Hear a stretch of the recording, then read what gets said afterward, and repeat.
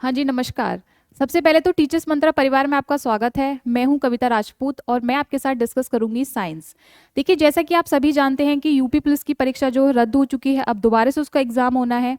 पहले हमारे पास एक समस्या थी कि हमें एग्जाम के लिए समय बहुत कम मिला था, लेकिन हमने फिर भी अपनी पूरी तैयारी करी थी, पूरी मेहनत और पूरी जोश के साथ।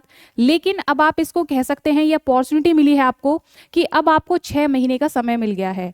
अब हमको अपनी तैयारी में कोई कमी नहीं रखनी है, बिल्कुल फिर से शुरू करेंगे, बिल्कुल शुरुआत से। और जो कमी इस बार रह गई थी, उन कमियों को इस बार हम पूरा करने की पूरी पूरी कोशिश करेंगे। जैसे कि आप देख पा रहे हैं, ये है हमारा यूपी पुलिस 2024 जो अब री एग्जाम होने वाला है, उसके लिए है प्रयास बैच 2.0। इसमें मैं आप लोगों के साथ डिस्कस करूंगी सामान्य विज्ञान। जैसा कि आप सभी जानते हैं कि यूपी पुलिस के पेपर में विज्ञान के प्रश्न देखे जाते हैं। ये जो आपका सामान्य विज्ञान का आज क्लास होगा, इसमें मैं आपके साथ टॉपिक डिस्कस करूंगी पाचन तंत्र का, यानी कि डाइजेस्टिव सिस्टम का। आपकी ये पहली क्लास होगी, डेमो क्लास होगी।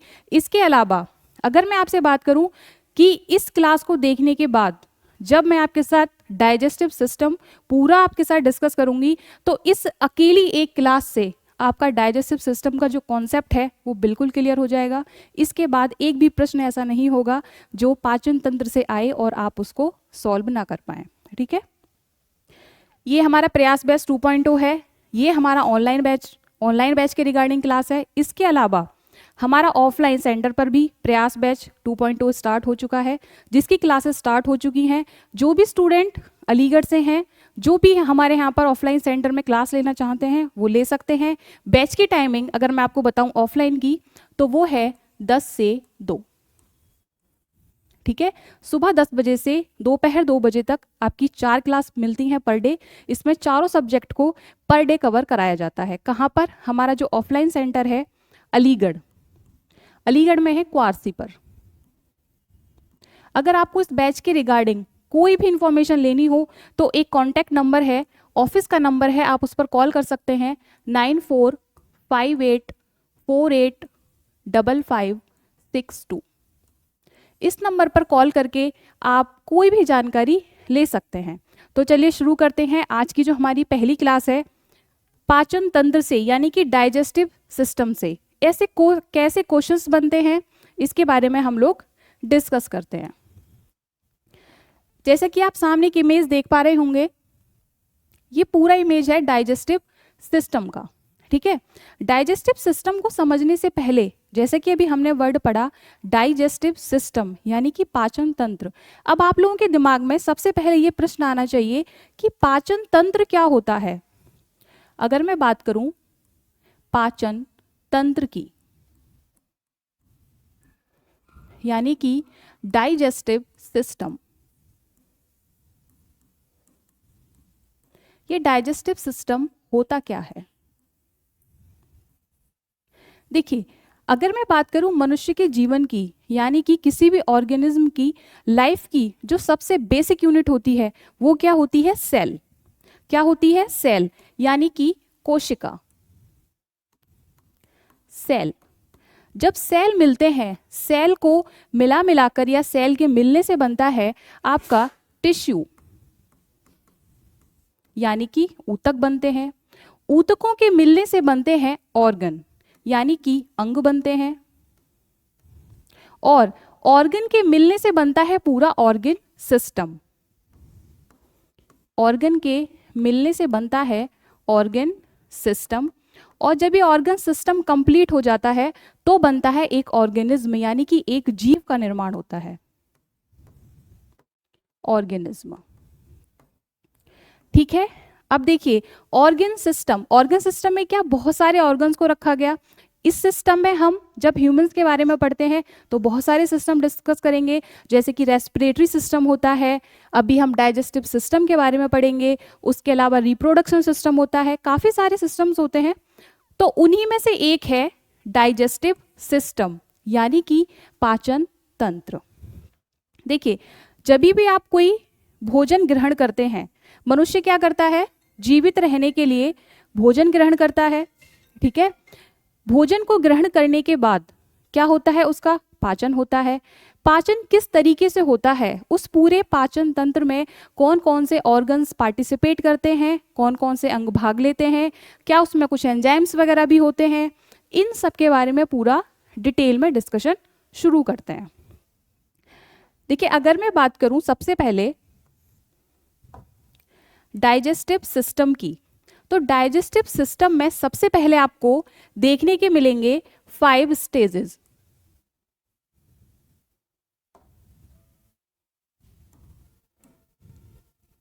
हम बात कर रहे हैं डाइजेस्टिव सिस्टम, यानी कि पाचन तंत्र। इसमें आपको देखने को मिलेंगे 5 स्टेजेस, यानी कि जब मनुष्य खाना खाता है तो उस खाने को खाने के बाद क्या क्या प्रोसेस होते हैं, वो कितने स्टेजों से होकर गुजरता है, उनके बारे में बात करेंगे। सबसे पहले होता है आपका अंतर्ग्रहण,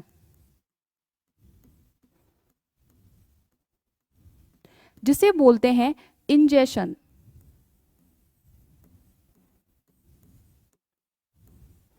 ये इंजेशन क्या होता है, इसके बारे में भी डिस्कस करेंगे। पहले हम पूरे 5 स्टेज के बारे में लिख लेते हैं।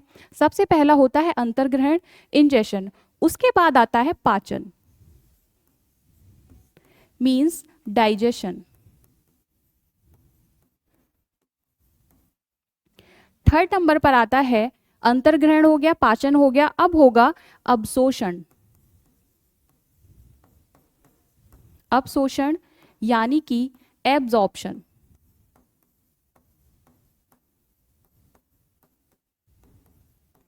उसके बाद क्या होगा, अंतर्ग्रहण, पाचन, अवशोषण, फिर होगा स्वांगीकरण।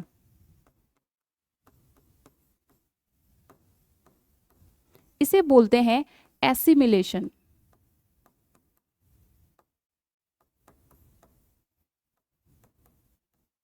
और सबसे लास्ट में, या फिर इसका 5 में पॉइंट यहां पर लिख देती हूं, जो इसका 5 पॉइंट होता है वो होता है सबसे लास्ट, मल परित्याग।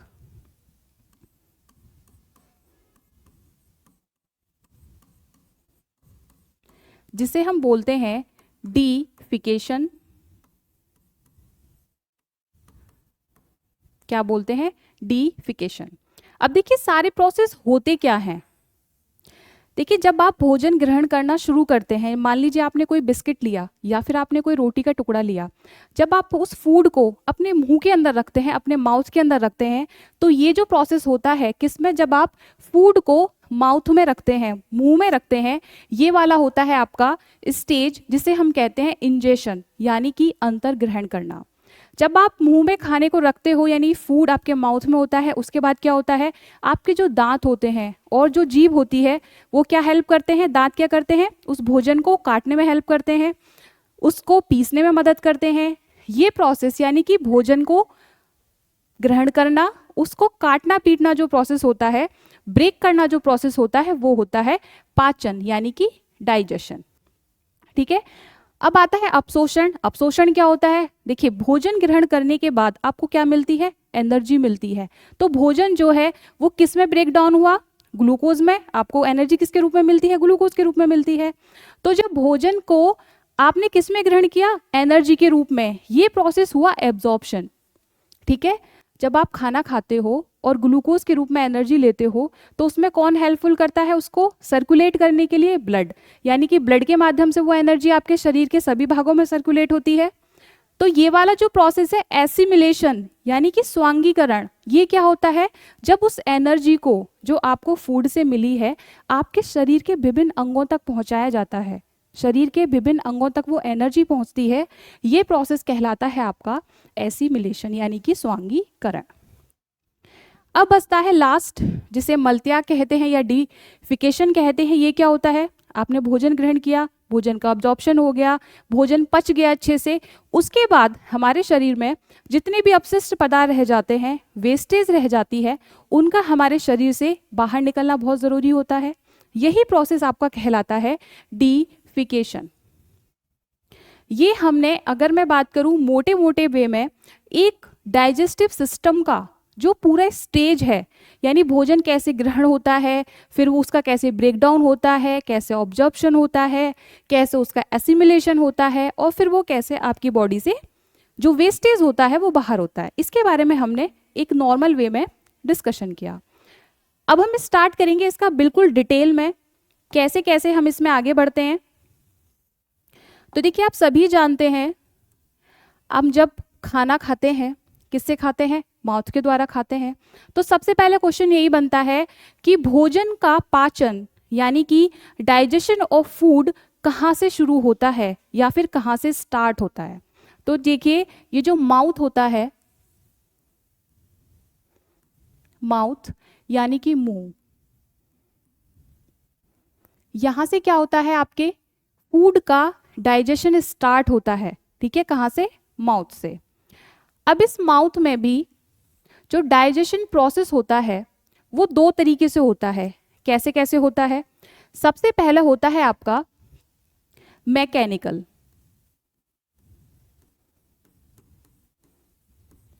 मैकेनिकल क्या होता है, यांत्रिक। और दूसरा क्या प्रोसेस होता है, ये होता है केमिकल। केमिकल यानी कि रासायनिक। यानी कि जब आप भोजन को ग्रहण करते हो, अपने मुंह में स्टार्ट करते हो, मुंह से खाना शुरू करते हो, तो उस मुंह में ही बेसिकली दो प्रोसेस स्टार्ट हो जाते हैं। एक कहलाता है आपका मैकेनिकल प्रोसेस यानी कि यांत्रिक प्रोसेस, और दूसरा कहलाता है केमिकल प्रोसेस। अब ये मैकेनिकल प्रोसेस क्या होते हैं और केमिकल प्रोसेस क्या होते हैं, इसके बारे में डिस्कस करते हैं। देखिए, ये जो मैकेनिकल प्रोसेस होता है, यांत्रिक प्रोसेस जो होता है, इसके अंदर आपके दो पार्ट्स या मैं कहूँ दो अंग कार्य करते हैं, दो पार्ट्स काम करते हैं बेसिकली। सबसे पहले है आपका टीथ यानी कि दांत, और दूसरा है टंग यानी कि जीभ। ठीक है, जो मैकेनिकल पार्ट्स हैं आपके कौन कौन से हैं, पहला है टीथ यानी कि दांत, और दूसरे हैं आपके टंग यानी कि जीभ। अब जो केमिकल प्रोसेस होता है, इसमें आपकी जो मेन रोल प्ले करती है वो होती है लार यानी कि सलाइवा। ठीक है, अभी हम पहले क्या समझेंगे, सिर्फ और अभी हम सिर्फ केमिकल प्रोसेस के बारे में डिस्कस करेंगे। केमिकल प्रोसेस में आया आपके टीथ और टंग, इनके बारे में अभी हम डिटेल डिस्कशन स्टार्ट करते हैं। देखिए, बात हो रही है टीथ की यानी कि दांत की। तो आप सभी को पता होना चाहिए कि दांत बेसिकली कितने होते हैं, कितने प्रकार के होते हैं। जैसे अगर मैं आपसे जनरल क्वेश्चन पूछूं कि एक मनुष्य के पूरे जीवन काल में दांत कितनी बार आते हैं, तो बहुत सिंपल सा क्वेश्चन है कि दांत 2 बार आते हैं। ठीक है, कितनी बार आते हैं, 2 बार आते हैं। जैसा कि आपने सुना भी होगा, सबसे पहले है आपका मिल्क टीथ, सुना है ना, दूध के दांत, दूध के दांत। और एक होते हैं आपके परमानेंट टीथ जिन्हें हम बोलते हैं स्थायी दांत, परमानेंट टीथ जिन्हें बोलते हैं स्थायी दांत।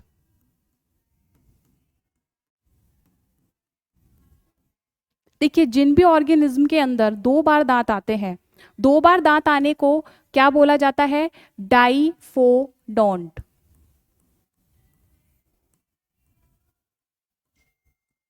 क्या बोला जाएगा, 2 बार दांत आना कहलाता है डाइफोडोंट,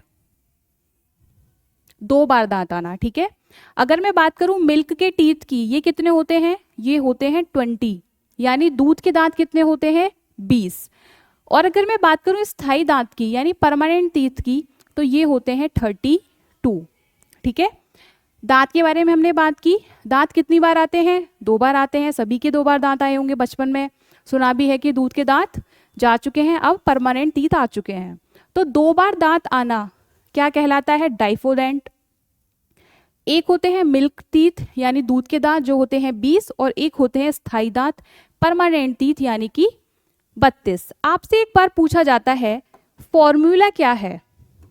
आपसे पूछा जाता है डेंटल फॉर्मूला यानी कि दंत सूत्र क्या होता है? दंत सूत्र। अगर मैं बात करूं मिल्क टीथ की, इसका जो दंत सूत्र होता है वो होता है 2102। और परमानेंट टीथ जो होते हैं इनका डेंटल सूत्र क्या होता है? डेंटल फॉर्मूला होता है 2123। अब ये समझ में नहीं आ रहा होगा कि 2102 क्या है, 2123 क्या है। तो देखिए इसको थोड़ा समझते हैं हम एक इमेज के माध्यम से। देखिए यहाँ पर आपको ये दिख रहा होगा एक पिक्चर, ये पूरे एक माउथ का पिक्चर है, ठीक है, जिसमें दांतों का स्ट्रक्चर बहुत क्लियरली दिखाया गया है। तो जब भी हम इसको डिवाइड करते हैं, देखो ये जो मेन होता है ना सामने से, इस तरीके से इसको डिवाइड किया जाता है 4 पार्ट्स में। कितने पार्ट्स में? 4 पार्ट्स में हम इसको डिवाइड करते हैं। तो देखिए ये इस वाले मिडल से लेकर इस वाले पार्ट्स तक, यानी ये जो ऊपर वाला अपर एरिया होगा, एक अपर एरिया ये होगा, इसके बाद एक लोअर एरिया ये रहेगा और एक लोअर एरिया रहेगा ये। जैसा कि मैंने अभी लिखा था, क्या फॉर्मूला लिखा था? एक लिखा था 2123 परमानेंट टीथ का, और एक लिखा था 2102 किसका लिखा था? ये मिल्क वाले टीथ का, ठीक है। अभी 2123 क्या होता है? देखिए यहाँ पर आप एक बार नजर डालेंगे तो देखिए दांत कितने प्रकार के होते हैं, ठीक है। सबसे पहले डिस्कस कर लेंगे दांत कितने प्रकार के होते हैं। तो देखिए अगर मैं बात करूं दांतों की, तो देखिए दांत 4 प्रकार के होते हैं आपके।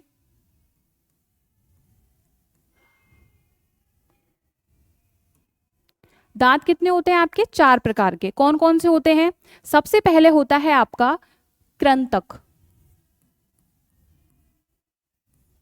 जिसे हम बोलते हैं इंग्लिश में इंसीजर। दूसरे होते हैं आपके, ये हो गया एक। दूसरा टाइप होता है आपका रदनक। किसका? दांतों का रदनक, इसे बोला जाता है कैनाइन।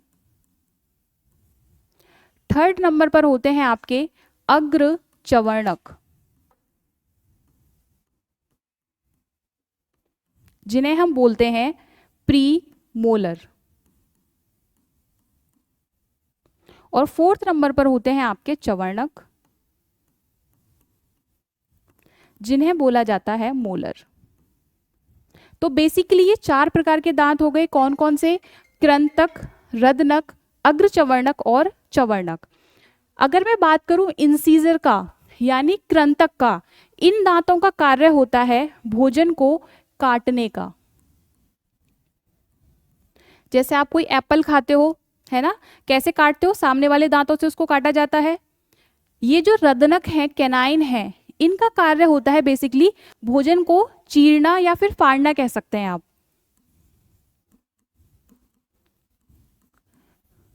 जैसे कि जो लोग नॉनवेज वगैरह खाते हैं, ठीक है, आप लोगों ने उनको देखा होगा, तो वहां पर इस कैनाइन का यूज काफी होता है। अग्र चवर्णक और चवर्णक, इनका कार्य होता है भोजन को पीसना। इनका कार्य क्या होता है? भोजन को पीसने का, ठीक है। अब देखिए यहां पर इमेज से समझते हैं। ये देखिए आपके सामने इमेज दे रखी है, इंसीजर, कैनाइन, प्रीमोलर्स और मोलर्स। जैसे कि हमने बताया सामने वाले दांत इंसीजर, इनका काम होता है काटने का। उसके आगे हैं ये देखिए कैनाइन, ये थोड़े नुकीले होते हैं। जैसे कि आप यहाँ पर देखेंगे, ये है कैनाइन, इसकी शेप कैसी है? थोड़ी नुकीली है।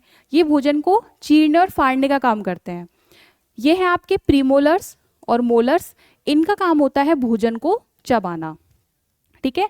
अब देखिए हमने यहाँ पर बताया था 4 पार्ट्स में हम इसको डिवाइड करते हैं। अब ये 2123 यानी कि 2 और 1 3 और 2 5 और 3 8, यानी कि इस एक हिस्से में 8 दांत हैं, इस एक हिस्से में 8 दांत होंगे, फिर इस हिस्से में आपके 8 दांत पाए जाएंगे और एक यहाँ पर 8 दांत पाए जाएंगे। जब आप 8 को 4 से गुणा करते हो, यानी कि 4 भाग है ना, इस तरीके से 4 भागों में डिवाइड किया गया, तो ये बनता है 8 चौक 32, यानी कि आपके परमानेंट तीत का फॉर्मूला हो गया। इसके अलावा 2 और 1 3 और 2 5, जब आप 5 को 4 से गुणा करोगे तो ये बनेगा 20, यानी कि आपके जो दूध के दांत होते हैं उनकी संख्या कितनी होती है, 20। यहाँ पर ये फॉर्मूला समझ में आ गया। ये 2 1 2 3 क्या है, तो देखिए अगर मैं 2 1 2 3 की डिटेल में बात करूं, 2 1 2 3, तो ये 2 क्या है, ये है आपके इंसीजर, यानी कि आपके कृंतक। 1 क्या है, ये है आपका कैनाइन, यानी कि रदनक। ये जो 2 है, सेकंड वाला 2 है, ये है आपके प्रीमोलर्स, यानी कि अग्रचवर्णक। और नेक्स्ट जो 3 है, ये है आपके मोलर्स, यानी कि चवर्णक। ठीक है, 2 इंसीजर होंगे, 1 कैनाइन होगा, 2 प्रीमोलर्स और 3 मोलर्स। यहां तक ये चीजें क्लियर हैं। अब देखिए आपसे क्वेश्चन ऐसे पूछा जाता है, आपसे क्वेश्चन ऐसे पूछा जाता है, अभी हमने डिस्कशन किया था इसके बारे में। देखिए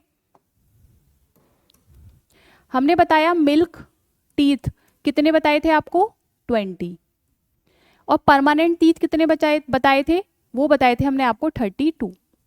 इसका फॉर्मूला क्या था, ये था 2 1 0 2 और ये था 2 1 2 3। यहां तक चीजें क्लियर हो गई। क्वेश्चन ऐसे पूछा जाता है कि बच्चों में कौन सा दांत एब्सेंट होता है, यानी कौन सा दांत अनुपस्थित होता है, तो ये देखिए 0, यहां पर क्या आता है हमारा प्री मोलर, यानी कि बच्चों में प्री मोलर जो होता है, जो प्री मोलर दांत होता है वो प्रेजेंट नहीं होता है। अब एक चीज गौर कीजिए, यहां पर है 2 मोलर और यहां पर है परमानेंट में 3 मोलर्स। ठीक है, 3 मोलर्स होंगे, 2 1 2 3 और यहाँ पर 2 1 0 2। तो बच्चों में देखो जो यहाँ पर 1 मोलर कम है, कौन सा मोलर, 3rd मोलर। क्वेश्चन इससे पूछा जाता है 3rd मोलर, यानी कि जो आपका तीसरा कौन सा होता है, चवर्णक। ये क्या होता है, इसे आप कहते हैं विजडम टीथ, विजडम टीथ, यानी कि अक्ल का दांत। क्या कहते हैं, अक्ल का दांत। क्वेश्चन ऐसे पूछेगा अक्ल का दांत जो विजडम टीथ होता है वो कौन सा दांत होता है, तो आपको पता होना चाहिए 3rd मोलर, तीसरा मोलर जो होता है वो होता है विजडम टीथ। अगर मैं इसकी एज की बात करूं तो 17 साल के बाद, 17 प्लस के बाद ये दांत आता है। 17 में आ सकता है, 20 में आ सकता है, 22 में, 25 में भी आ सकता है। तो बेसिकली 17 प्लस के, 17 प्लस के बाद ये दांत आता है, कौन सा, विजडम टीथ। ठीक है, आपका ये हो गया डेंटल फॉर्मूला, हमने डिस्कस कर लिया। अब क्वेश्चन ऐसा बनता है, देखिए अभी हम टीथ की बात कर रहे थे, टीथ के बारे में बात कर ली थी हमने, क्या बोला था कि 2 बार दांत आना क्या कहलाता है, डाइफोडोंट कहलाता है। आपसे क्वेश्चन ऐसे पूछा जाता है कि दांत की कोशिका क्या कहलाती है, यानी कि सेल ऑफ टीथ, यानी कि दांत की कोशिका।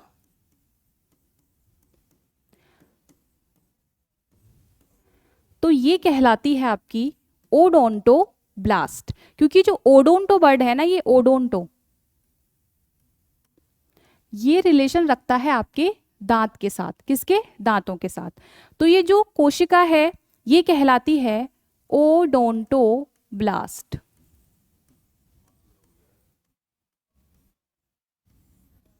Odontoblast, blast. एक क्वेश्चन आपसे ऐसे पूछा जा सकता है कि स्टडी ऑफ टीथ, यानी कि दांतों का अध्ययन।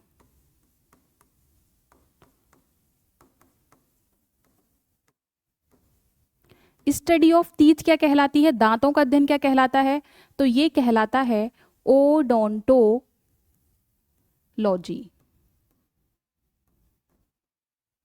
क्या कहलाता है, ये कहलाता है ओडोंटोलॉजी। इसके अलावा क्वेश्चंस जो बनते हैं आपके दांतों से रिलेटेड, क्वेश्चन कुछ ऐसे भी बनेगा, आपसे पूछा जाएगा कि दांत किसके बने होते हैं।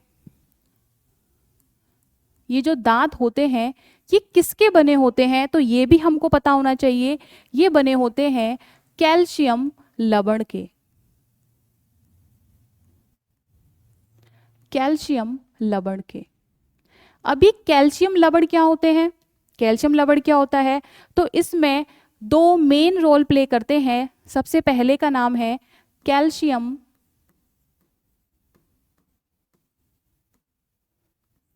कार्बोनेट और दूसरा है कैल्शियम फॉस्फेट।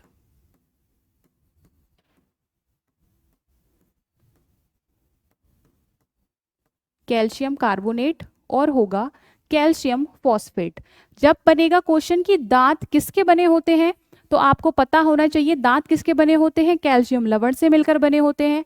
कैल्शियम लवण में क्या आता है, एक तो होता है कैल्शियम कार्बोनेट और एक होता है कैल्शियम फॉस्फेट। आप लोगों ने देखा होगा जो टूथपेस्ट होता है जिससे आप अपने दांतों को साफ करते हो, उसमें क्या पाया जाता है, उसमें पाया जाता है फ्लोरीन। फ्लोरीन ये क्या करता है, ये जो फ्लोरीन होता है ये देता है दांतों को मजबूती,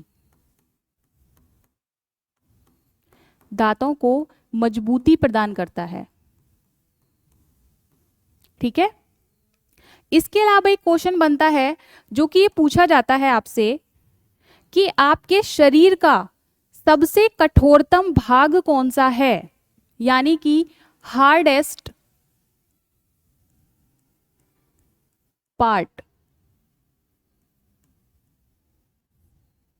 यानी कि कठोरतम भाग किसका, शरीर का। शरीर का कठोरतम भाग, तो वो क्या होता है, वो होता है इनेमल।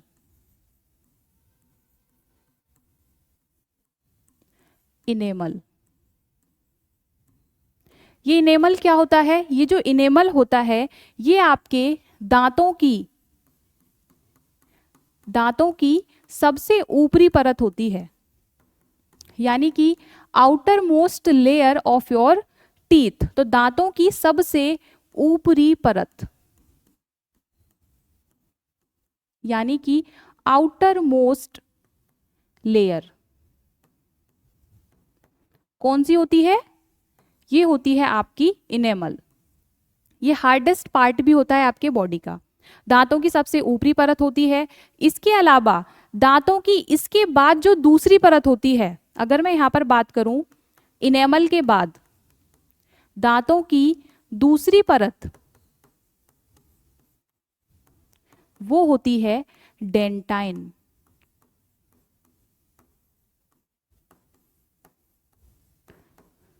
डेंटाइन। दांतों से रिलेटेड एक क्वेश्चन ये भी देखने को मिलता है पेपर में कि जो डेंटिस्ट होते हैं, जो दंत चिकित्सक होते हैं, जब आपके दांतों में कोई प्रॉब्लम होती है, मान लीजिए कोई कैविटी हो जाती है, तो उसको देखने के लिए किस दर्पण का प्रयोग करते हैं। हालांकि ये क्वेश्चन फिजिक्स का है, लेकिन अभी हम दांतों के बारे में पूरा डिटेल में पढ़ रहे हैं, तो यहाँ पर इसका डिस्कशन करना भी जरूरी है। हमने बताया कि जो दंत चिकित्सक होते हैं, दंत चिकित्सक होते हैं, यानी कि जो डेंटिस्ट होते हैं, वो किस दर्पण का प्रयोग करते हैं दांतों के इलाज के टाइम पर, वो करते हैं अवतल दर्पण का प्रयोग। अवतल दर्पण जिसे हम कहते हैं कॉनकेव मिरर। इसकी खासियत क्या होती है? जो अवतल दर्पण होता है ये क्या करता है, इमेजेस को इनलार्ज करके दिखाता है, यानी कि बड़ा करके दिखाता है। क्या कर देता है ये? इमेज को इनलार्ज कर देता है।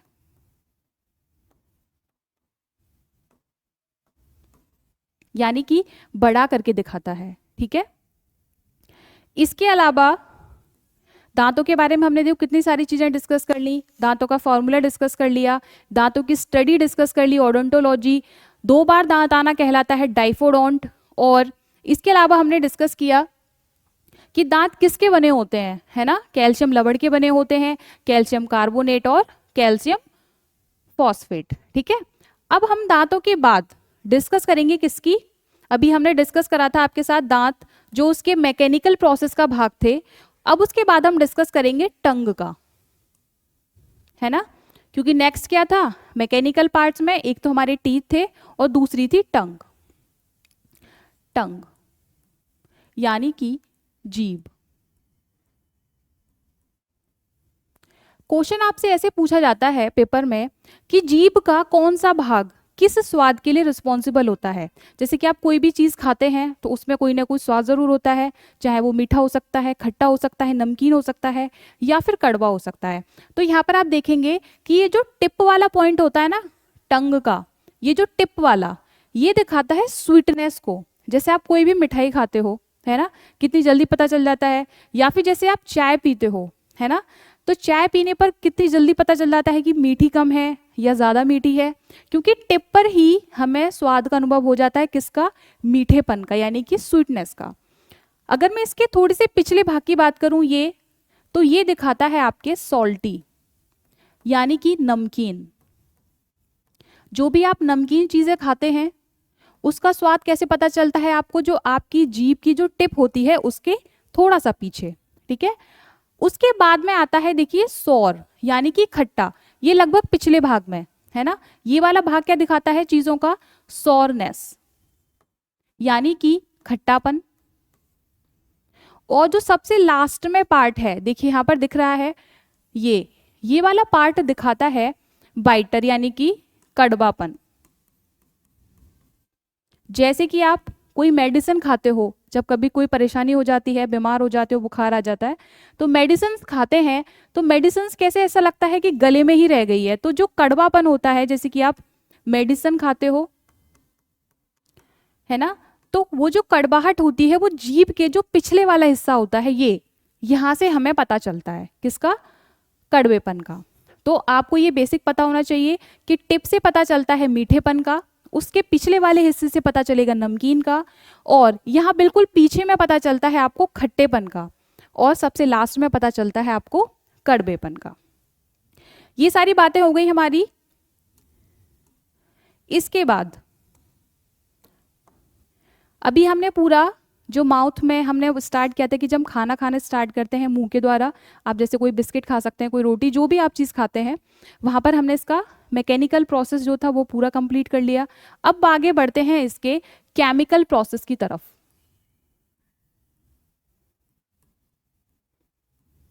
केमिकल प्रोसेस,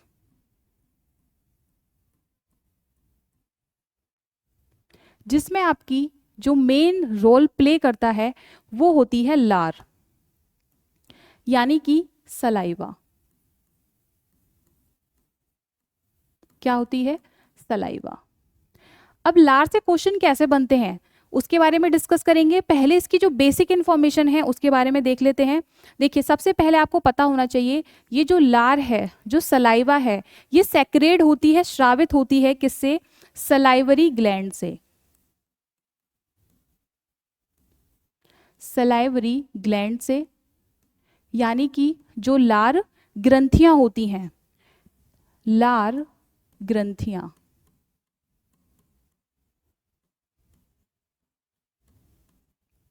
अब ये लार ग्रंथियां होती कितनी हैं, तो ये 3 प्रकार की होती हैं बेसिकली, 3 प्रकार की। सबसे पहले हम डिस्कस करेंगे, सबसे पहले होती है सब मैक्सिलियरी ग्लैंड, सब मैक्सिलरी। उसके बाद होती है आपकी सब मैंडिबुलर या फिर इसे सबलिंगुअल भी बोला जाता है, सबलिंगुअल ग्लैंड। उसके बाद तीसरे नंबर पर आती है आपकी पैरोटिड ग्लैंड। कौन सी? Parotid gland. बेसिक आपको पता होना चाहिए, लार जो है वो लार ग्रंथियों से स्रावित होती है, यानी कि जो सलाइवा का सेक्रेशन होता है वो होता है सलाइवरी ग्लैंड से। ये 3 प्रकार की होती हैं। कौन कौन सी हैं? सबसे पहले है सब मैक्सिलरी ग्लैंड, दूसरी है सब मैंडिबुलर, इसे सब लिंगुअल भी बोला जाता है। ये जो लिंगुअल है ना, लिंगुअल, लिंगुअल शब्द का मतलब होता है जीभ से, ठीक है। तीसरी है पैरोटिड ग्लैंड। अगर देखो मैं पैरोटिड ग्लैंड के बारे में ही थोड़ा डिस्कशन करूं तो यहां से क्वेश्चन ऐसे बनता है, आप लोगों ने एक डिजीज के बारे में सुना होगा, एक रोग के बारे में सुना होगा जो फैलता है वायरस के द्वारा। एक रोग है जो वायरस के द्वारा फैलता है, वायरस के द्वारा, जिसे बोलते हैं हम मम्प्स, जिसे बोला जाता है मम्प्स। इसे हिंदी में बोलते हैं गलसुआ। ये जो रोग है मम्प्स, ये फैलता है वायरस से। अगर आपसे पूछा जाए इस वायरस का नाम क्या होता है, तो आपको ये भी पता होना चाहिए, इस वायरस का नाम होता है पैरामिक्सो। क्या नाम होता है इस वायरस का? इस वायरस का नाम होता है पैरामिक्सो।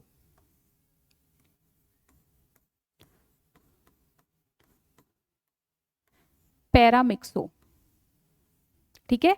ये जो रोग होता है मम्प्स गलसुआ, इसमें बेसिकली क्या होता है, ये जो पैरोटिड ग्लैंड होती है इसमें सूजन आ जाती है। क्या आ जाती है? इस पैरोटिड ग्लैंड में क्या आ जाती है? स्वेलिंग आ जाती है, सूजन आ जाती है।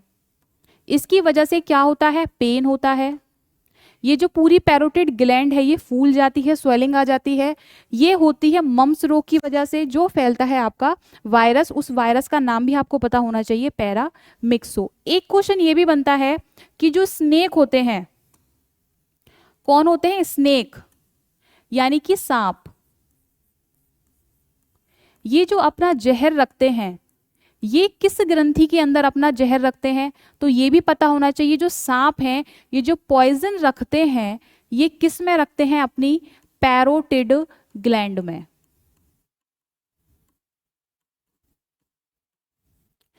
ठीक है। जब सांप बाइट करता है किसी को तो उसकी बॉडी में, जिसको भी बाइट करता है उसकी बॉडी में एक पॉइजन छोड़ता है जो कि उसकी पैरोटिड ग्लैंड में स्टोर रहता है, ठीक है। ये तो बात हो गई इसकी ग्लैंड से रिलेटेड।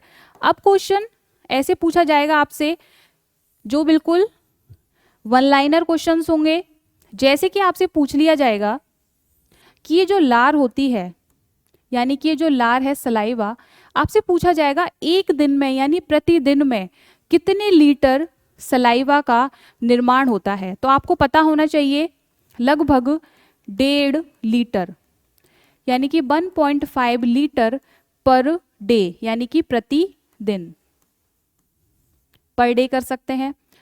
आपसे पूछा जाएगा कि इसका पीएच वैल्यू कितना होता है लार का, यानी कि पोटेंशियल ऑफ हाइड्रोजन यानी पीएच कितना होता है किसका? लार का। तो ये भी आपको पता होना चाहिए, ये होता है 6.8।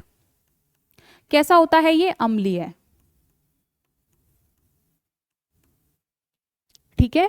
तो देखिए लार ग्रंथियों के बारे में डिस्कस कर लिया, कौन कौन सी ग्रंथियां थी वो डिस्कस कर लिया। पैरोटिड ग्लैंड से जो क्वेश्चन बनते हैं, कौन सा?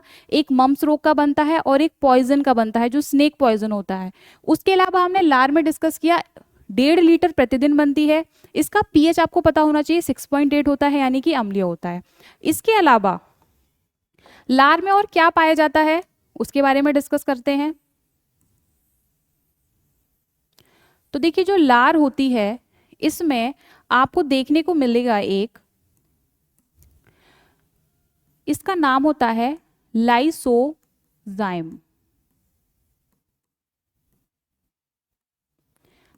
लाइसोजाइम ये क्या कार्य करता है? ये कार्य करता है एक एंटीबैक्टीरियल प्रॉपर्टी शो करता है। क्या? लाइसोजाइम। ये कहाँ प्रेजेंट होता है? लार में। यानी कि ये एक एंटी बैक्टीरियल प्रॉपर्टी शो करता है। एंटीबैक्टीरियल यानी कि जीवाणुरोधी। देखिए जो नेचर में ना, एनवायरमेंट में बहुत सारे ऐसे छोटे छोटे जीवाणु होते हैं जो आप अपनी आंखों से नहीं देख सकते। जैसे भी हम बात करते हैं तो क्या होता है, ये छोटे छोटे जीवाणु जो होते हैं आपके मुंह के अंदर आ जाते हैं। तो ये जो लाइसोसोम होता है, ये लाइसोजाइम होता है, ये क्या करता है? इन जीवाणुओं को नष्ट करने का कार्य करता है। एक क्वेश्चन और है कि ये जो लाइसोजाइम होता है ना, ये लार में भी प्रेजेंट रहता है, यानी कि ये सलाइवा में भी प्रेजेंट रहता है और आपकी आईज में भी प्रेजेंट रहता है। आपकी आंखों में भी ये पाया जाता है। आंखों में क्यों पाया जाता है? क्योंकि जो ऐसे जीवाणु हैं जो ओपनली हमें दिखाई नहीं देते, तो वो हमारी आंखों को भी इफेक्ट करते हैं। तो ये जो लाइसोसोम होता है, ये लाइसोजाइम होता है, ये आंखों में उसको पहुंचने नहीं देता। किसको? जो छोटे छोटे जीवाणु होते हैं। तो जो लाइसोजाइम होता है ये एंटीबैक्टीरियल प्रॉपर्टी शो करता है, यानी जीवाणु रोधी का कार्य करता है। इसके अलावा लार में और क्या पाया जाता है, तो देखिए उसके बारे में डिस्कस कर लेते हैं। लार में पाए जाते हैं आपके एंजाइम। कौन कौन से एंजाइम पाए जाते हैं उनके बारे में डिस्कस करते हैं।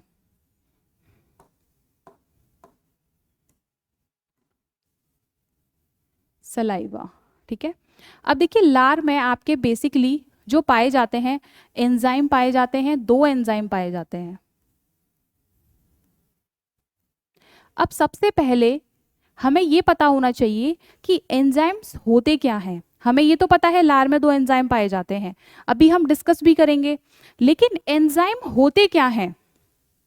ये जो एंजाइम हैं ये होते क्या हैं, पहले ये तो पता चले, है ना। तो देखिए हमारे शरीर में जितनी भी रासायनिक क्रियाएं होती हैं, जितनी भी केमिकल रिएक्शंस होते हैं, उनमें ये एंजाइम कार्य करते हैं। यानी कि जो हमारे शरीर में रासायनिक क्रियाएं हैं, जो भी केमिकल रिएक्शंस हो रहे हैं, अभिक्रियाओं में, रासायनिक अभिक्रियाओं में जो भी क्या करते हैं एंजाइम, ये उत्प्रेरक का कार्य करते हैं, यानी कि कैटलिस्ट का कार्य करते हैं। ये कैटलिस्ट क्या होते हैं? देखिए कोई भी आपके शरीर के अंदर जो भी रासायनिक अभिक्रिया हो रही है, ये कैटलिस्ट उस अभिक्रिया की जो स्पीड होती है, जो गति होती है, उसको तेज कर सकते हैं, तेज कर देते हैं। और इन रासायनिक अभिक्रियाओं को क्या करने में, उन रासायनिक अभिक्रियाओं को सुगम करने के लिए ये एंजाइम्स कार्य करते हैं, ठीक है। अगर आपसे पूछे कि एंजाइम की खोज किसने की,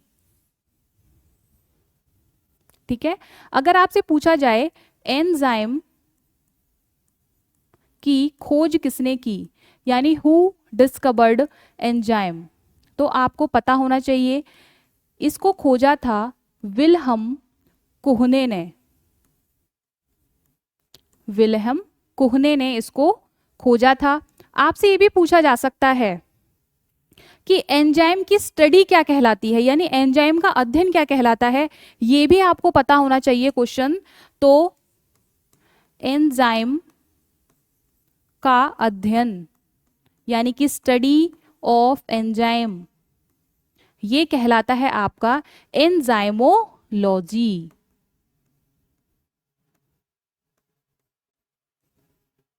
एंजाइमोलॉजी यानी कि ये क्या है?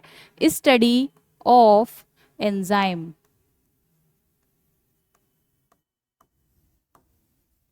ठीक है, अभी हमने डिस्कस किया लार में एंजाइम पाए जाते हैं, उससे पहले हमने डिस्कस कर लिया एंजाइम क्या होते हैं। तो एंजाइम हमारे शरीर में जितनी भी रासायनिक अभिक्रियाएं हो रही हैं उनमें एक उत्प्रेरक का कार्य करते हैं। उत्प्रेरक क्या कार्य करते हैं?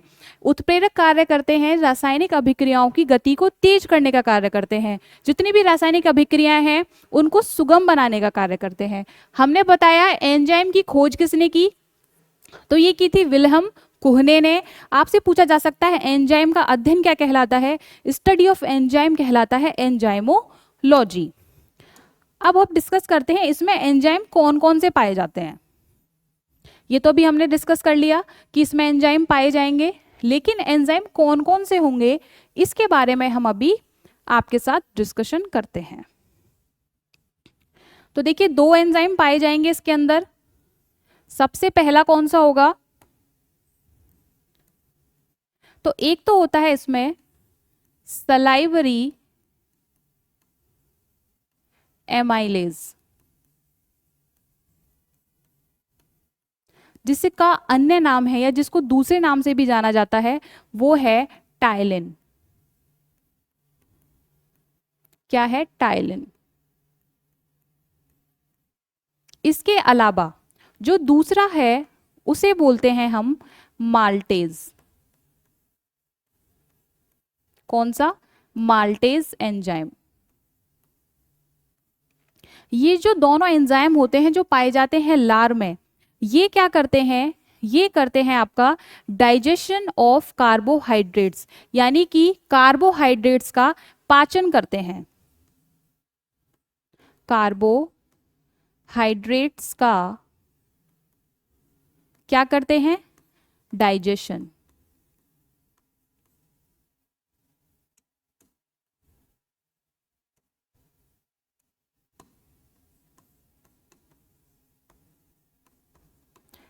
यानी कि आपके फूड में जितने भी कार्बोहाइड्रेट्स होंगे उनका पाचन कहाँ से स्टार्ट हो जाता है, आपके मुख से स्टार्ट हो जाता है, जिसमें 2 एंजाइम मेन रोल प्ले करते हैं। एक तो होता है आपका टाइलिन और दूसरा होता है माल्टेज।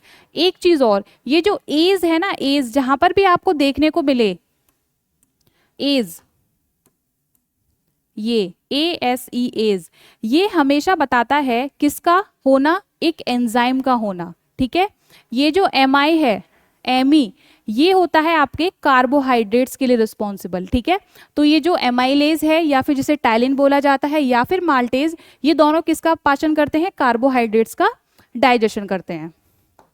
ये हमने लार के बारे में डिस्कस किया। एक क्वेश्चन आपसे पूछा जाता है, पेपर में पूछा गया है, बोलस क्या कहलाता है।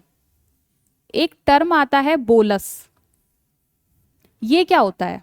देखिए, जब माउथ के अंदर, कहां पर बात हो रही है, माउथ की बात हो रही है। माउथ में जब आपका फूड होता है, यानी आप कोई भी खाना खाते हो, फूड प्लस उसमें जब सलाइवा मिक्स होता है, यानी कि आपके मुंह में जब आप खाना खाते हो तो फूड और सलाइवा यानी कि खाना और लार, इसके मिश्रण को क्या बोलते हैं, इसके मिश्रण को बोला जाता है बोलस। बोलस, ये आपको पता होना चाहिए। ठीक है, अब हम इसमें थोड़ा आगे बढ़ेंगे। अभी हमने जो भी चीजें डिस्कस की वो किसके बारे में डिस्कस की, माउथ के बारे में डिस्कस कर लिया हमने। माउथ का मैकेनिकल प्रोसेस और आपका केमिकल प्रोसेस पूरा अच्छे से डिस्कशन कर लिया। अब बढ़ते हैं थोड़ा सा आगे। जैसे कि हमने आपको एक इमेज दिखाया था, देखिए यहां पर ये माउथ, हमने माउथ के बारे में डिस्कस किया, वहां पर उसके बाद हमने टीथ के बारे में डिस्कस किया जो कि एक मैकेनिकल प्रोसेस का पार्ट था। उसके बाद हमने टंग के बारे में डिस्कस किया। अब थोड़ा आगे बढ़ेंगे, है ना, इस माउथ से अब हम थोड़ा नीचे की तरफ चलेंगे, क्योंकि डाइजेशन सिस्टम में क्या होता है, खाना आप मुंह से खाते हो, जब उसको अंदर स्वेल करते हो, निगलते हो, तो वो आपके पेट तक पहुंचता है। ठीक है, तो अब इसमें थोड़ा सा आगे बढ़ते हैं। तो इसमें सबसे पहले अगर मैं बात करूं तो देखिए, एक जब भोजन का आपका डाइजेशन का पार्ट चल रहा है तो यहां पर आपको एक देखने को मिलेगा आहार नाल, यानी कि एलिमेंट्री कैनाल, इसे बोलते हैं आहार नाल। सबसे पहले तो ये क्वेश्चन ही आ जाता है कि ये जो एलिमेंट्री कैनाल होता है, आहार नाल होता है, इसकी लंबाई कितनी होती है। तो आप सभी को पता होना चाहिए, इसकी लंबाई की अगर मैं बात करूं तो ये 32 फीट यानी कि 32 फीट लंबी होती है। कौन, आहार नाल। अब आहार नाल के कुछ सब पार्ट्स होते हैं, जैसे कि हमने अभी डिस्कशन किया था। सबसे पहले होता है मुख गुहा, जिसे हम बोलते हैं माउथ कैविटी। उसके बाद आता है ग्रसनी, जिसे बोलते हैं फेरिंग्स। इसके बाद आता है आपका ग्रास नली, जिसे आप फूड पाइप भी कहते हैं। ठीक है, ग्रास नली जिसे हम बोलते हैं ईसोफेगस, इसे आप फूड पाइप भी कहते हैं। एक क्वेश्चन ऐसे बनता है कि कहां पर कोई भी डाइजेशन नहीं होता, पाचन का कोई भी कार्य नहीं होता, तो ये जो ग्रास नली है, ईसोफेगस, फूड पाइप, यहां पर कोई डाइजेशन नहीं होता। आप यहां पर स्टार बनाकर लिख सकते हैं, नो डाइजेशन, यानी कि इस फूड पाइप में कोई डाइजेशन नहीं होता है। इसके बाद आता है आपका आमाशय, यानी कि स्टमक। उसके बाद आते हैं आपके, मैं इधर लिख रही हूं, उसके बाद आते हैं आपके छोटी आंत, यानी कि स्मॉल इंटेस्टाइन, और आता है बड़ी आंत। इसके बाद आता है बड़ी आंत, यानी कि लार्ज इंटेस्टाइन, लार्ज इंटेस्टाइन। तो अभी हमने ये सारा प्रोसेस डिस्कस किया, माउथ में टीथ का, टंग तक हमारा क्लियर हो गया था। उसके बाद हमने कहा मुख गुहा, जो आपके पार्ट्स थे, हमने टीथ वगैरह के बारे में डिस्कस किया, ग्रसनी, फेरिंग्स। उसके बाद आता है ग्रास नली, हमने बताया ईसोफेगस, यहाँ पर कोई डाइजेशन नहीं होता। अब हम आगे बढ़ते हैं इसी क्रम में। तो देखिए अब चीजें जो समझेंगे थोड़ा और डिटेल में समझते हैं। देखिए सबसे पहले हमने जैसे बात करी कि फूड पाइप यानी ईसोफेगस में, अगर मैं यहाँ से बात करूं, जिस तरीके से माउथ है, ये मान लीजिए माउथ, तो इसमें ग्रास नली में यानी कि फूड पाइप में आपका कोई भी डाइजेशन नहीं होता। ठीक है, उसके बाद आप आते हैं नीचे स्टमक पर। अब हम बात करेंगे आमाशय के बारे में।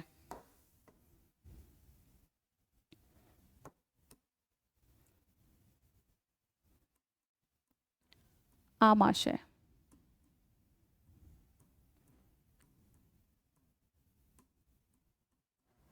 स्टमक। तो देखिए आमाशय, आमाशय में जब स्टमक में आपका फूड पहुंचता है तो उसके बारे में थोड़ा डिटेल डिस्कशन करेंगे। यहाँ पर कौन कौन से सेल पाए जाते हैं, कौन कौन से ग्लैंड्स पाए जाते हैं, क्या कोई एंजाइम्स होता है, क्या उनमें कोई डाइजेशन होता है। तो देखिए जो पेट होता है, अगर मैं इसके एक नॉर्मल स्ट्रक्चर की बात करूं, ठीक है, ये तो यहाँ पर जो सबसे बाहर वाली जो सेल्स होती हैं, ये कुछ इस तरीके से इसका स्ट्रक्चर होगा। तो ये जो सबसे बाहर वाली सेल होती हैं, ये कौन सी होती हैं, और इनके पीछे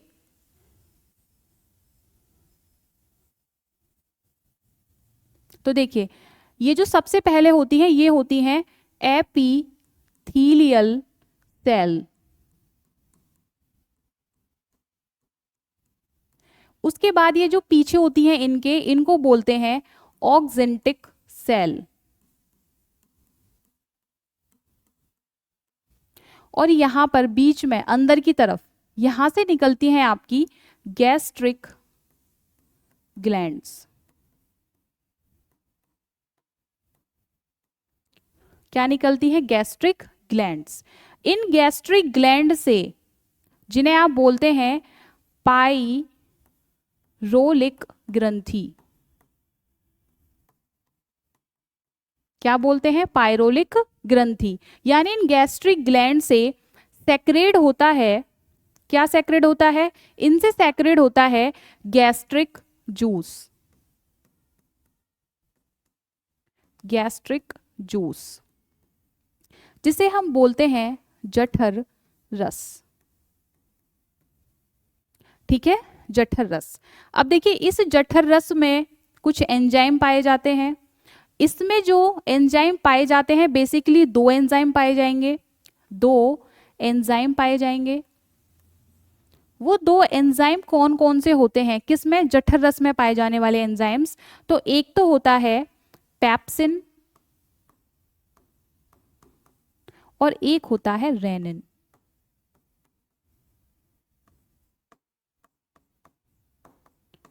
पेप्सिन और एक होता है रेनिन। ठीक है, तो देखिए जो दो एंजाइम्स होते हैं, अगर मैं बात करूं पेप्सिन और रेनिन की, इनका जो मेन कार्य होता है दोनों का, ये क्या करते हैं, ये कार्य करते हैं प्रोटीन का डाइजेशन के लिए। ठीक है, जो लार में आपके एंजाइम्स पाए गए थे वो किसका डाइजेशन कर रहे थे, कार्बोहाइड्रेट्स का। लेकिन ये जो गैस्ट्रिक जूस यानी कि जठर रस में पाए जाने वाले दोनों एंजाइम्स हैं पेप्सिन और रेनिन, ये डाइजेशन करते हैं प्रोटीन का, प्रोटीन का पाचन, यानी कि डाइजेशन ऑफ प्रोटीन। अब देखिए ये जो दोनों एंजाइम्स होते हैं ना, बेसिकली खुद से एक्टिव नहीं होते, ये खुद से एक्टिव नहीं होते, इनको एक्टिव होने के लिए, इनको क्रियान्वित होने के लिए, सक्रिय होने के लिए एक मीडियम की आवश्यकता होती है। कैसे मीडियम की, इनको आवश्यकता होती है एक क्षारीय अम्लीय माध्यम की, एसिडिक अम्लीय माध्यम की आवश्यकता होती है, यानी कि एसिडिक मीडियम की आवश्यकता होती है, जो कि इनको देते हैं ऑक्जेंटिक सेल्स। ऑक्जेंटिक सेल से क्या निकलता है, ऑक्जेंटिक सेल से निकलता है HCl, ऑक्जेंटिक सेल से निकलता है HCl, यानी कि हाइड्रोक्लोरिक एसिड, हाइड्रोक्लोरिक एसिड। जैसे ही ऑक्जेंटिक सेल HCl को सेक्रेट करती हैं, ये दोनों एंजाइम्स एक्टिव हो जाते हैं और ये प्रोटीन का पाचन करना शुरू कर देते हैं। अब कई बार क्या होता है कि पेट में आपने सुना होगा नेचर जो होता है बहुत ज़्यादा एसिडिक हो जाता है, जिसकी वजह से जब आपके पेट का नेचर जो है बहुत ज़्यादा एसिडिक हो जाए तो आपको एक समस्या देखने को मिलती है। कई बार आपने सुना होगा कि पेट में अल्सर्स बन जाते हैं, यानी कि छाले बन जाते हैं, जिन्हें हम बोलते हैं पेप्टिक अल्सर। ठीक है, तो इस एसिडिक मीडियम को कंट्रोल करने के लिए ये जो आपकी एपिथेलियल सेल्स होती हैं, ये सेक्रेट करती हैं म्यूकस का, यानी कि ये जो एपिथेलियल सेल्स हैं ये म्यूकस, यानी कि म्यूकस का श्रावण करती हैं। और ये म्यूकस क्या करता है, ये जो म्यूकस होता है ना, इस HCl मीडियम को न्यूट्रलाइज करने का काम करता है। क्या करता है, न्यूट्रलाइज करने का काम करता है। कौन, म्यूकस, जो कि रिलीज होता है एपिथेलियल सेल से। ठीक है, ये हमने बात करी इस पूरे स्टमक के अंदर। कैसे कैसे बात करी, इसके अंदर सेल्स पाए गए एपिथेलियल, ऑक्जेंटिक और आपके गैस्ट्रिक ग्लैंड्स। गैस्ट्रिक ग्लैंड से निकला आपका गैस्ट्रिक जूस, जिसमें दो एंजाइम थे पेप्सिन और रेनिन। पेप्सिन और रेनिन किसका, प्रोटीन का डाइजेशन करते हैं। अच्छा, ये जो रेनिन है इससे क्वेश्चन बनता है कैसे, रेनिन से क्वेश्चन कैसे बनेगा, आपसे पूछा जाता है ये जो रेनिन है ये छोटे बच्चों में सबसे ज्यादा एक्टिव होता है।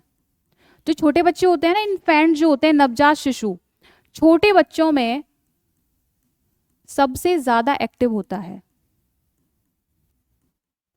छोटे बच्चों में एक्टिव होता है ये। अब देखिए, जैसे कि जो बच्चे होते हैं, छोटे बच्चे होते हैं, दूध पीते हैं, है ना, उसके बाद वो बच्चे दूध पलटने का भी काम करते हैं, है ना।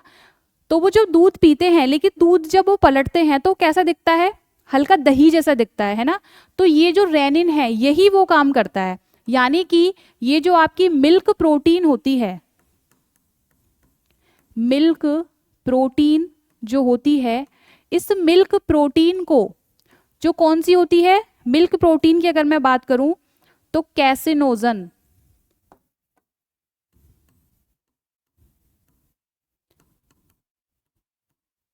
इस मिल्क प्रोटीन कैसिनोजन को किस में बदलता है, कैसीन में।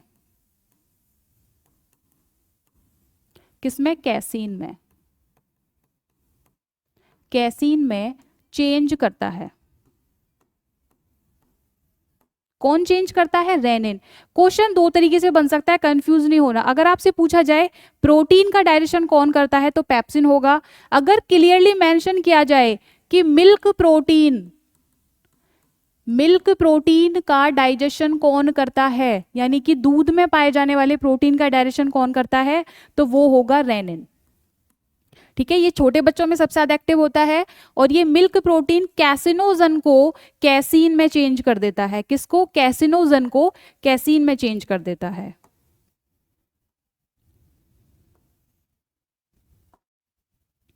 ठीक है, अभी हमने स्टमक के बारे में डिस्कस कर लिया। अब स्टमक में जो भी प्रोसेस था वो कंप्लीट हुआ। इसके बाद आता है आपका स्मॉल इंटेस्टाइन।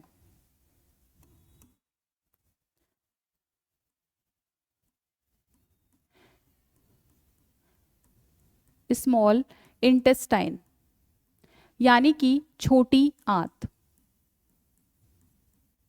अगर आपसे क्वेश्चन पूछा जाए छोटी आंत की लंबाई कितनी होती है, तो ये आपको पता होना चाहिए, ये 6 मीटर लॉन्ग होती है, यानी कि इसकी लंबाई जो होती है वो 6 मीटर लंबी होती है। इस स्मॉल इंटेस्टाइन में यानी कि इस छोटी आंत में क्या होता है? फाइनल डाइजेशन होता है।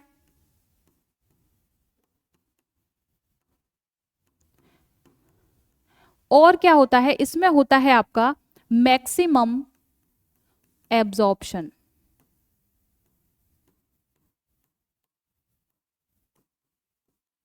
यानी कि अधिकतम अवशोषण होगा खाने का, और यहां पर ही क्या होता है? आपका फाइनल डाइजेशन होता है, यानी कि अंतिम पाचन होता है। अगर देखो मैं बात करूं मैक्सिमम एब्जॉर्प्शन की, किसकी?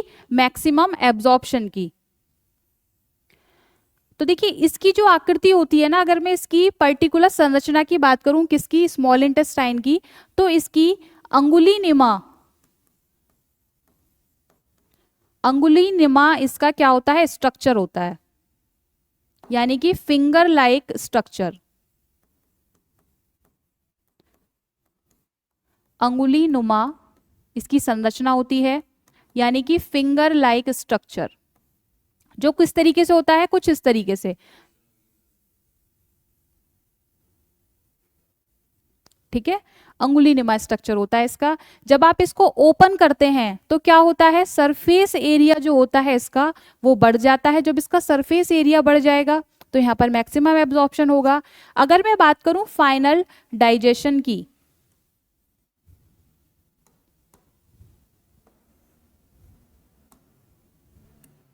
ठीक है, अब हम बात करेंगे फाइनल डाइजेशन की। फाइनल डाइजेशन,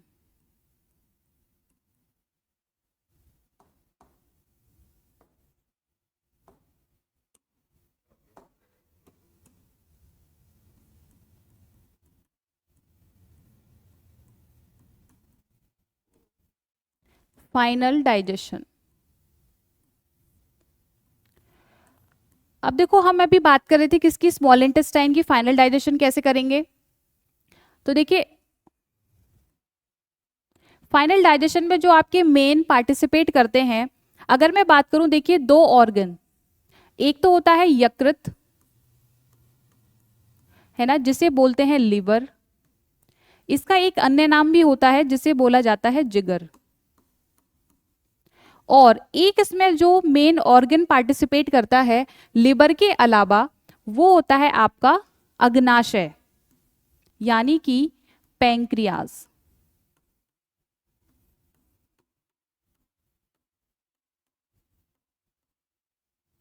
क्या होगा? अग्नाशय यानी कि पैंक्रियाज। तो देखिए जो लिवर है, इससे सेक्रीड क्या होता है? इससे सेक्रीड होता है आपका, लिवर से सेक्रीड होता है बाइल जूस, जिसे आप बोलते हैं पित्त रस। अभी अग्नाशय के बारे में डिस्कस करेंगे, पैंक्रियास के बारे में, लेकिन फिलहाल हम डिस्कस कर रहे हैं लीवर के बारे में। तो लीवर से जो क्वेश्चंस बनते हैं उनके बारे में डिस्कस करते हैं। सबसे पहले तो लीवर जो सेक्रीड करता है, क्या करता है? बाइल जूस, यानी कि पित्त रस का श्रावण करता है। आपसे क्वेश्चन पूछा जा सकता है कि पित्त रस का पीएच कितना होता है? आपसे पूछा जाएगा बाइल जूस, बाइल जूस का पीएच कितना होता है? तो ये आपको पता होना चाहिए कितना होता है? 7.7।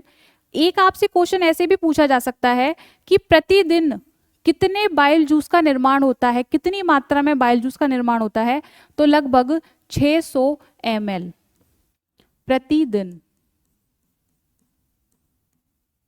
कितना? 600 ml प्रतिदिन। ये जो बाइल जूस होता है इसमें कुछ आपके क्या पाए जाते हैं, अगर मैं बाइल जूस की बात करूं तो इसमें कुछ पिगमेंट्स पाए जाते हैं, इन्हें हम बोलते हैं पित्तवर्णक। ये कौन कौन से होते हैं? क्वेश्चन ऐसे पूछा जाता है कि बाइल में कौन कौन से, बाइल जूस में कौन कौन से पित्तवर्णक पाए जाते हैं, कौन कौन से पिगमेंट्स पाए जाते हैं, तो ये आपको पता होना चाहिए। ये होते हैं बिली रूबिन और दूसरा होता है बिली बर्डन। ये दोनों क्या होते हैं? पित्तवर्णक होते हैं, यानी कि पित्त रस को एक वर्ण रंग प्रदान करते हैं। ये जो बाइल जूस होता है कैसा होता है? ये हरा और पीला रंग का होता है। देखिए, एक तो लीवर क्या कर रहा है? बाइल जूस का सेक्रेशन कर रहा है। ये जो बाइल जूस है ये भोजन के डायरेक्शन में हेल्प करता है। भोजन के डायरेक्शन में भी किसमें? स्पेशली ये जो बाइल जूस होता है ये करता है बसा का इमल्सीकरण। किसका? बसा का। बसा का इमल्सीकरण यानी इमल्सिफिकेशन ऑफ फैट्स कह सकते हैं, या फिर ये करता है बसा का पायसीकरण। किसका? फैट्स का। क्योंकि प्रोटीन और कार्बोहाइड्रेट का डायरेक्शन हम पढ़ चुके हैं, अब क्या बचा हमारे पास? बसा यानी फैट। फैट का डायरेक्शन कौन कर रहा है? Bile juice. ठीक है, इसमें कोई एंजाइम नहीं पाया जाता, बाइल जूस के अंदर कोई भी एंजाइम नहीं पाया जाता। अगर मैं इसके बात करूं कि इस में कौन से लवण कार्य करते हैं, ठीक है, इसमें अगर बाइल जूस में जो बसा का इमल्सिफिकेशन हो रहा है, बसा का पायसीकरण होता है, तो इसमें दो लवण कार्य करते हैं। दो लवण कौन कौन से होंगे?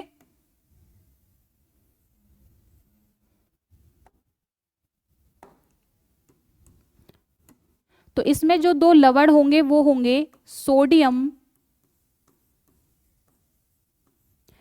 ग्लाइकोलेट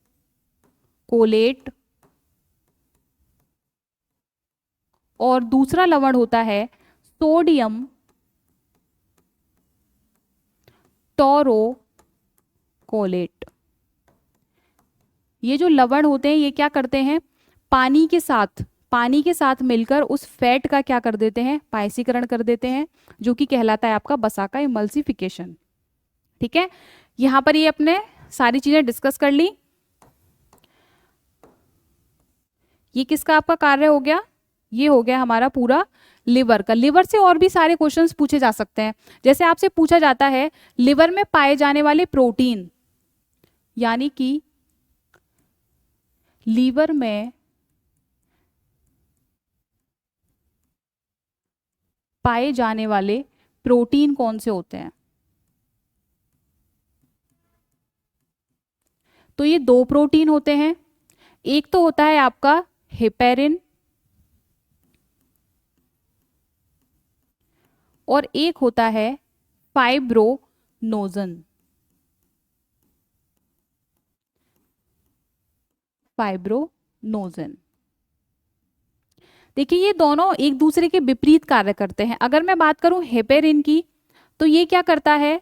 ये रक्त का थक्का नहीं बनने देता, किसके? शरीर के अंदर, यानी कि ये ब्लड क्लॉटिंग नहीं बनने देता।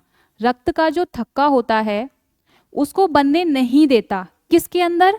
आपके शरीर के अंदर, यानी कि बॉडी में। लेकिन ये जो फाइब्रोनोजन होता है ये प्रोटीन है, ये भी प्रोटीन है। फाइब्रोनोजन इसके जस्ट अपोजिट कार्य करता है, ये रक्त का थक्का बनाने में मदद करता है, लेकिन कहां पर? शरीर के बाहर। शरीर के बाहर। ठीक है, इस तरीके से आपके लिवर के क्वेश्चंस बन जाते हैं। उसके अलावा हम आगे डिस्कस करते हैं। देखिए, नेक्स्ट इसका जो लास्ट है अब उसके बारे में डिस्कस कर लेंगे, पैंक्रियाज। ठीक है, जिसे हम बोलते हैं अग्नाशय। पैंक्रियाज के बारे में अगर मैं डिस्कस करूं तो ये क्या होता है, सेकंड लार्जेस्ट क्या होती है। सबसे पहले पैंक्रियाज के बारे में बात करेंगे। ये एक मिक्स्ड ग्लैंड होती है, मिक्स्ड ग्लैंड, यानी कि इसे मिश्रित ग्रंथि कहते हैं। इसे मिश्रित ग्रंथि क्यों कहते हैं, मिश्रित ग्रंथि। इसको मिश्रित ग्रंथि इसलिए बोला जाता है क्योंकि ये एक एंडोक्राइन यानी कि एक्सोक्राइन ग्लैंड और ये एंडोक्राइन ग्लैंड की तरह कार्य करती है, एंडोक्राइन ग्लैंड। अब ये एक्सोक्राइन क्या होता है, ये होते हैं आपके बहिर्श्रावी, और एंडोक्राइन क्या होते हैं, ये होते हैं आपके अंतःश्रावी। अब देखिए, ये जो एक्सोक्राइन होते हैं यानी बहिर्श्रावी होते हैं, ये क्या सेक्रेट करते हैं, ये करते हैं एंजाइम। इनमें मेन डिफरेंस यही है अंतःश्रावी और बाह्यश्रावी में, ये किसी एंजाइम का सेक्रेशन करेंगे या फिर किसी लिक्विड का। लेकिन ये जो अंतःश्रावी होते हैं, एंडोक्राइन होते हैं, ये स्रावित करते हैं हार्मोन्स का। किसका, हार्मोन्स का। ठीक है, तो ये जो मिक्स्ड ग्लैंड है, इसके ये जो पैंक्रियाज है ये एक मिक्स ग्लैंड है। इसका जो ये एक्सोक्राइन ग्लैंड वाला पार्ट होता है, यहां से निकलते हैं एंजाइम। कौन कौन से, 3 एंजाइम। कौन कौन से होंगे वो, सबसे पहला होगा आपका एमाइलेज, फिर होता है आपका लाइपेज, और ये होता है आपका ट्रिप्सिन। ठीक है, 3 एंजाइम्स हो गए। कौन कौन से, एमाइलेज, लाइपेज और ट्रिप्सिन। ये जो एमाइलेज होता है, ये हमने बताया था, ये करता है कार्बोहाइड्रेट्स का डाइजेशन, कार्बोहाइड्रेट्स का पाचन करता है। ये जो लाइपेज है, ये करता है आपके फैट और लिपिड का पाचन। और ये जो ट्रिप्सिन है, ये करता है आपके प्रोटीन का पाचन। यहां पर क्योंकि देखिए कार्बोहाइड्रेट का पाचन भी हो गया, फैट और लिपिड्स का भी हो गया, और प्रोटीन का भी, ये जो पूरा कंप्लीट डाइजेशन कहलाता है, इसको कहते हैं कंप्लीट डाइजेशन। कंप्लीट डाइजेशन, संपूर्ण पाचन ये कहलाता है। ठीक है, ये सारा पार्ट्स हमने पढ़ा किसके अंदर, डाइजेस्टिव सिस्टम के अंदर। और देखिए लार्ज इंटेस्टाइन की अगर हम बात करते हैं, लार्ज इंटेस्टाइन था आपका, लार्ज इंटेस्टाइन यानी कि बड़ी आंत। यहां पर क्या होता है, देखिए यहां पर ज्यादा बेसिकली होता कुछ नहीं है। यहां पर सबसे पहले तो कोई भी डाइजेशन नहीं होता। अगर मैं लार्ज इंटेस्टाइन की बात करूं तो यहां पर कोई भी डाइजेशन नहीं होता। उसके अलावा यहां पर मैक्सिमम वाटर एब्जॉर्प्शन होता है, एब्जॉर्प्शन यानी कि सबसे ज्यादा मैक्सिमम वाटर यानी जल का जमा होता है, यहाँ पर संग्रहण होता है। अगर इसकी लेंथ की बात करें तो 1.5 मीटर लॉन्ग क्या होती है, ये लार्ज इंटेस्टाइन। ठीक है, देखिए यहां पर आप एक स्ट्रक्चर देख सकते हैं पूरा। ये लिवर के बारे में हमने डिस्कस किया, उसके बाद हमने डिस्कस किया था स्टमक के बारे में, लिवर के बारे में हमने डिस्कस कर लिया, लार्ज इंटेस्टाइन और स्मॉल इंटेस्टाइन। तो आपके जो डाइजेस्टिव सिस्टम है यहाँ पर हमने पूरा क्लियर डिस्कस किया। यहाँ पर एक एक पॉइंट्स को बहुत अच्छे से डिस्कशन किया गया है। अगर आप इस क्लास को पूरे तरीके से देखते हैं, अच्छे से पॉइंट्स बाय पॉइंट्स इसको नोट करके रखते हैं, तो आपका कोई भी क्वेश्चन इससे बाहर नहीं जाएगा। ठीक है, तो इस क्लास को यहीं पर फिनिश करते हैं, मिलते हैं आपसे अगली क्लास में। तब तक अपना ध्यान रखिए, खुश रहिए। चलिए, और एक और इन्फॉर्मेशन, जिन भी स्टूडेंट्स ने जो इस क्लास को नए देख रहे हैं, सबसे पहले तो आपको टीचर्स मंत्र ऑफिशियल यूट्यूब चैनल को सब्सक्राइब कर लेना है, बेल आइकन को हिट करना है, और जितने भी वीडियोस हैं आप उनको क्लासेस को देख सकते हैं। Thank you.